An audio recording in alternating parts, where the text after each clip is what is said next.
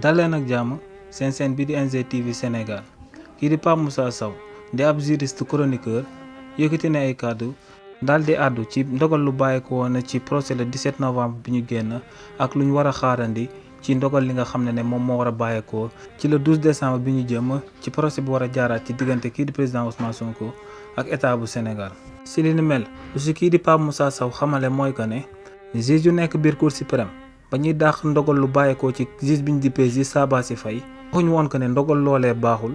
waaye dañoo wax que ne juge bii di Sabassy Faye daa jël lu ëpp daal di koy dugal ci mbir mi te mooy que ne da see dugal li ñu dippee code de procédure civile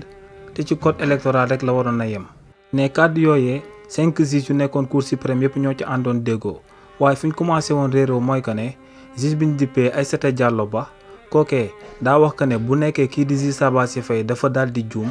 ñoom en tant que Cour suprême mun nañoo rectifier juum boobee juge Sabassy Faye juum daal di tënku ci code électoral la daal di yemale procès bi foofee daal di joxe verdict final bi. te si li ni mel juge bii di Aïssata Diallo Bah ne buñ sukkandikoo ci article L41 bu code électoral la kookee day delloo kii di président Ousmane Sonko ay droits civiques ma daal di koy réinscrire ci fichier électoral bi daal di koy may tamit mu dem daal di récupérer ay fiches de parrainage am daal di commencé waat parrainage ci réew mi di Sénégal. kii di Pape Moussa Sow daal di wéyal ne ginnaaw ba kii di Aïssata Diallo Bah defee proposition boobee yeneen juges yi dañ koo xamal que ne jugement bi ñoom duñ ko amal waaye dañ koy jël daal di koy yóbbuwaat ci tribunal bu Dakar. si li ni mel nag ne kii di Aïssata Diallo Bah lu mu leen xamaloon foofee mooy que ne ñoo ngi ci procédure électorale jugement bi dañ ko war a jeexal ci biir Cour suprême waruñoo jëlaat li ni mel di ko dàq di ko yóbbuwaat ci beneen chambre pour ñu daal di koy juger.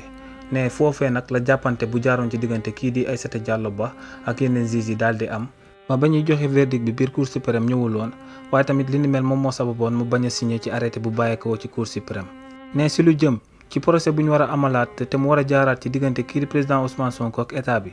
te ñu war koo amalaat le 12 décembre ne bu fekkee ne yoon rek lañ fa wax te yoon rek daal di fay am kii di président Ousmane Sonko